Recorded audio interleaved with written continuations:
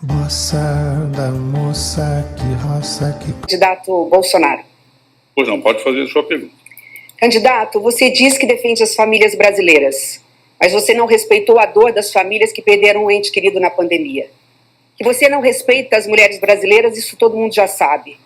Mães hoje têm que explicar para os seus filhos o que significado das palavras chulas e até de palavrões que você fala todo o tempo. Mas ter coragem de cortar dinheiro da merenda escolar e da creche, a pergunta que eu faço a você é o seguinte: por que o seu governo não dá prioridade às crianças no Brasil? Senhora senadora, o orçamento, senadora, é feito em 4 mãos, executivo e legislativo. Não é justa, não é verdadeira essa acusação de cortar dinheiro para merenda, que o orçamento não foi votado ainda. A senhora vai ter uma chance de ouro agora, já que a senhora fala tanto no orçamento secreto como o esquema de corrupção no Brasil. A senhora votou para derrubar o meu veto ao orçamento secreto. A senhora vai ter a chance agora de pegar esse orçamento secreto na casa dos 18 bilhões de reais e redistribuir para todos os ministérios, entre eles o da educação. É fácil, é simples. A responsabilidade de governar é do executivo e do legislativo. Nós somos irmãos nesse processo. Então, por favor, senhora senadora, a verdade acima de tudo. O João 832 vai continuar se fazendo presente no meu governo. Agora, ofender as mulheres, falar palavrão, eu falo alguns palavrão sim, mas não sou ladrão.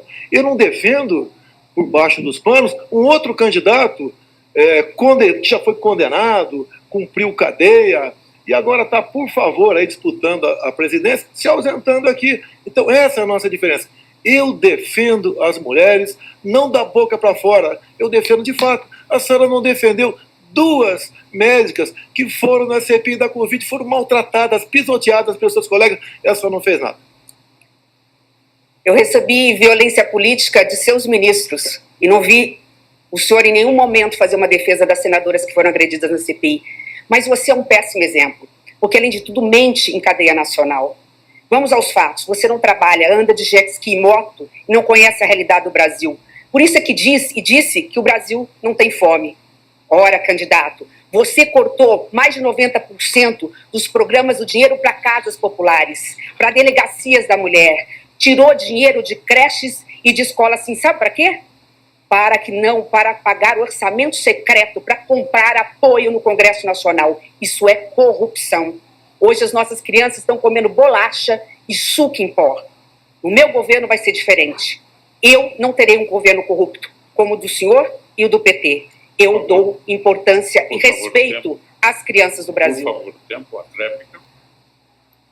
Senadora, a senhora derrubou o veto do dito orçamento secreto. Esse orçamento é totalmente administrado pelo relator, ora do Senado, ora da Câmara. Eu não tenho a relação dos parlamentares que usam desse recurso. O ano passado a senhora usou desse recurso. A sua atual vice no corrente ano usou também desse recurso. Não repita a questão de creche, etc, etc. O orçamento, repito, não é eu não faço, não é um decreto. O orçamento é uma lei. E para ser lei, passa pelo parlamento. A senhora, repito, ela tem uma chance enorme, maravilhosa de, agora, né, como parlamentar, pegar dinheiro desse dito orçamento secreto e mandar para essas áreas carentes. Muito bem. Nessa primeira série de perguntas que foi perguntado, Simone perguntou para o Bolsonaro. E ela faz ali uma construção acerca daquilo que são os cortes que foram executados do governo federal na proposta orçamentária para o ano de 2023, retirando dinheiro ali da merenda escolar. Falando inclusive acerca de palavrões, esse tipo de coisa. Quando o Bolsonaro responde, a pergunta dela foi bem feita. Não tem ali alguma coisa para ser dito. Mas quando o Bolsonaro responde, ele já responde dizendo a seguinte coisa, que o orçamento ele é feito a 4 mãos. Ele vem do executivo, e isso de fato vem, ele não explica isso. Ele vem do executivo para o legislativo, o legislativo faz alterações e devolve para o executivo fazer simplesmente aquilo que é a sanção depois de aprovado no Congresso Nacional. E ele de fato tem razão quando ele fala isso. Só que ele comete um absurdo ao dizer a seguinte coisa: eu não sei quem recebeu, ele diz isso depois, né? Eu não sei quem recebeu. Mas logo na sequência, isso ele fala na tréplica, logo na sequência ele fala, a senhora recebeu dinheiro.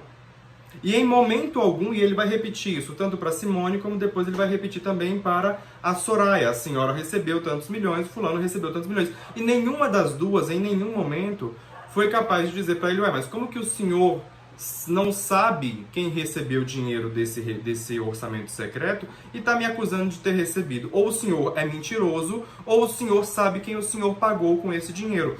Essa seria a colocação, ou seja, enquadrá-lo naquele momento como mentiroso, porque ali ele estava de fato, ou ele assumia que ele sabia para onde esse dinheiro tinha ido, para onde esse dinheiro foi, para a mão de quem ele foi, ou ele assume que ele estava mentindo de fato.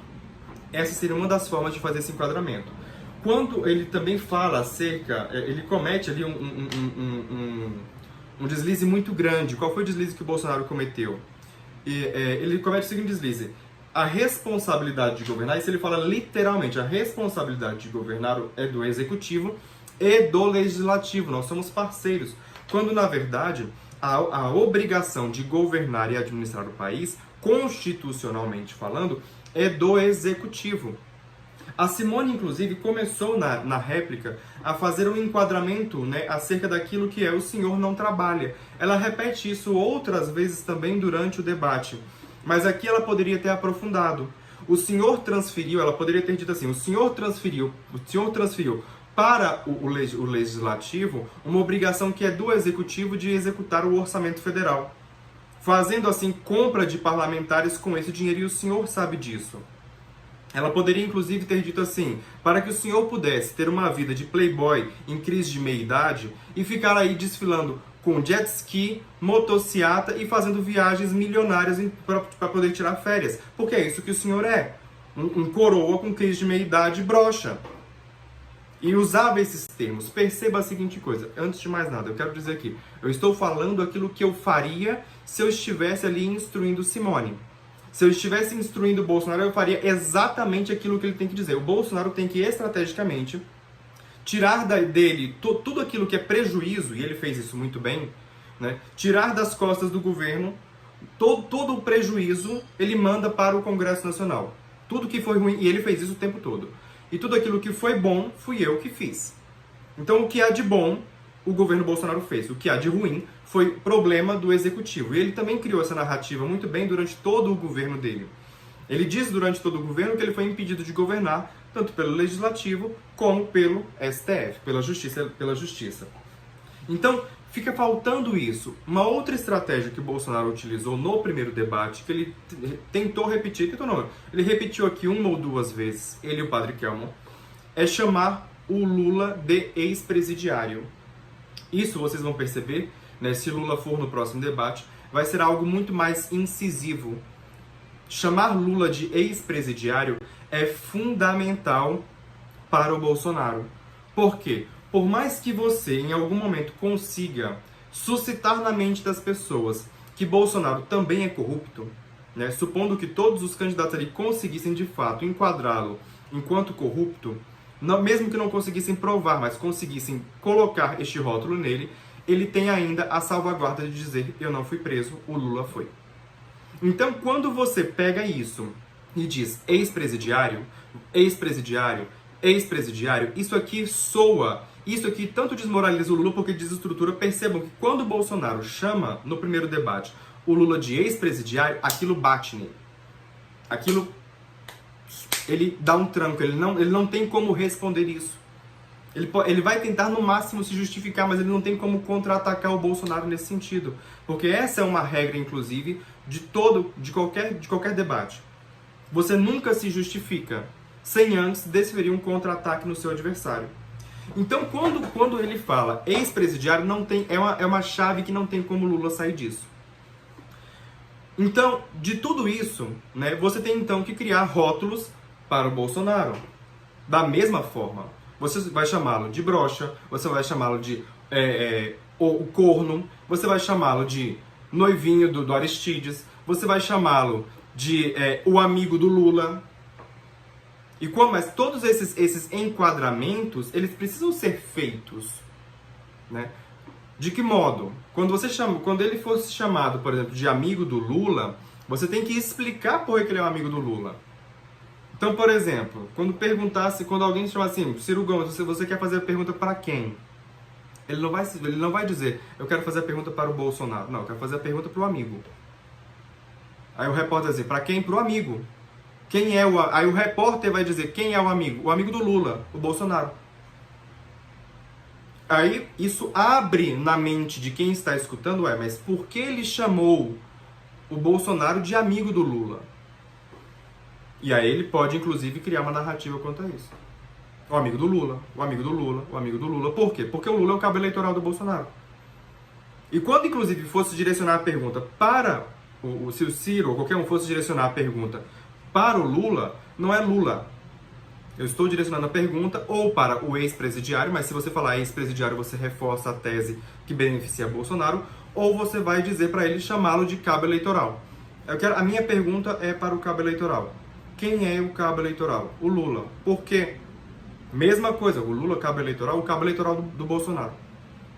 O cabo eleitoral do Bolsonaro.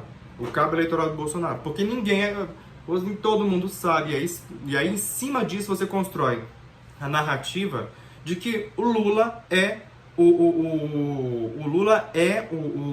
o cabo eleitoral do Bolsonaro em virtude de todos os benefícios que Bolsonaro tem disso que se chama de polarização. Não é polarização, mas eu não vou explicar o que é. Mas, enfim, fica mais fácil de você entender.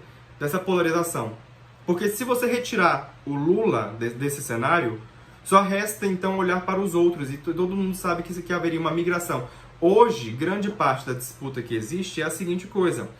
Se eu não votar no Lula, o Bolsonaro será eleito. Se eu não votar no Bolsonaro, o Lula será eleito. É essa a escolha, digamos assim, que está posta e quase que cristalizada na mente do povo. Quando você cria um vínculo entre os dois de simbiose, por assim dizer, né, entre esses dois candidatos, isso começa a surtir na mente do eleitor uma possível desvinculação dessa imagem para que ele pense em situações periféricas. Tá bom? Isso tem que ser pensado de forma estratégica pelos candidatos que estão ali. Nós estamos falando aqui apenas da primeira pergunta que foi colocada e eu já estou traçando todo este cenário que nós devemos fazer. Muito bem. Foi colocado. Com isso, vamos agora continuar aqui para ver a pergunta que Bolsonaro vai fazer e para quem ele vai direcionar a primeira pergunta. Moça da moça, que roça, que